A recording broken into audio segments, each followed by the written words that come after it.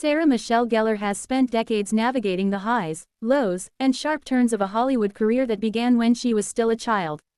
From daytime soaps to becoming a pop culture icon as Buffy Summers, she has built a legacy defined by resilience, reinvention, and an uncanny ability to stay relevant across generations. Now, years later, the actress is looking back at one of her most infamous movies with a fresh perspective, and admitting her feelings about it have completely changed. For a long time, Gellar was openly critical of the film, which became a punchline in her career despite its massive cultural footprint. At the time of its release, it was widely mocked by critics and even earned a reputation as a career ender in the eyes of some industry insiders.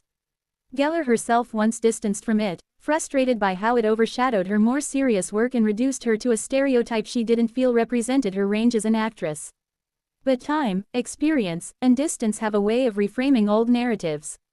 "I've had a whole trajectory," Gellar recently reflected, explaining that her relationship with the movie has evolved as her own life and career have changed. What once felt like an embarrassment now feels more like a time capsule, one that captures a specific era in pop culture, Hollywood, and her own journey as a young actress trying to figure out who she was in an unforgiving industry. When the movie first came out, Gellar was at a crossroads. She was already famous, but fame came with intense scrutiny. Every role choice was dissected, every outfit judged, and every box office number treated like a referendum on her worth as a performer. In that environment, it was easy for one widely ridiculed project to feel like a stain she couldn't scrub off. "I think when you're younger, you see things in black and white," she suggested in past interviews. "You either succeed or fail." That mindset made it difficult to appreciate the bigger picture, that a single movie, even a notorious one, doesn't define a career, especially one that spans decades. Looking back now, Gellar sees the film not as a mistake, but as part of the learning curve that helped shape her. It taught her about the business, about public perception, and about the importance of trusting her instincts. It also forced her to develop a thicker skin, something she admits was essential to surviving in Hollywood long-term. Perhaps most importantly, the movie has enjoyed an unexpected afterlife.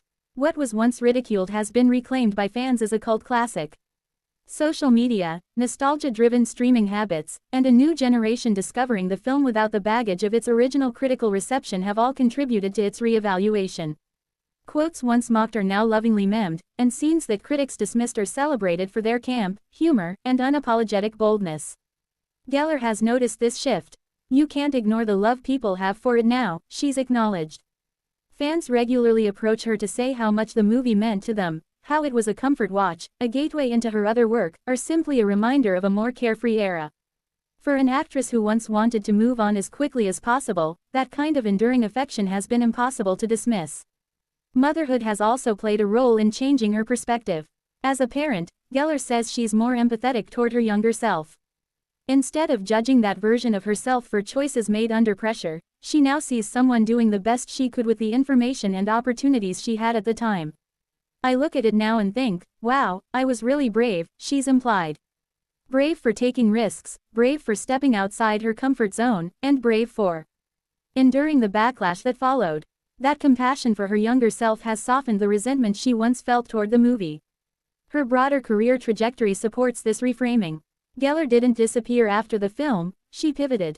She leaned into television when it wasn't yet fashionable for movie stars to do so, took breaks when she needed them, and returned on her own terms.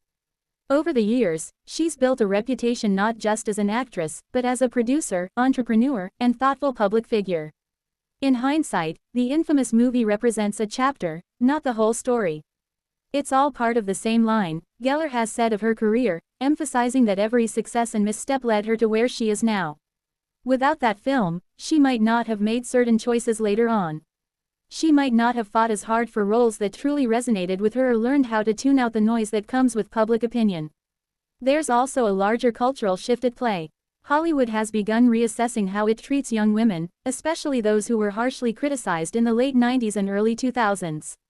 Movies once dismissed as frivolous or too girly are now being recognized for their influence, their audiences, and their role in shaping pop culture.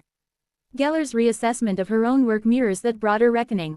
Today, she no longer cringes at the mention of the film. Instead, she smiles, sometimes wryly, sometimes with genuine affection. She can acknowledge its flaws while also appreciating what it gave her: visibility, lessons, and an unexpected legacy. I don't think you can have regrets if you're proud of where you ended up, she suggested.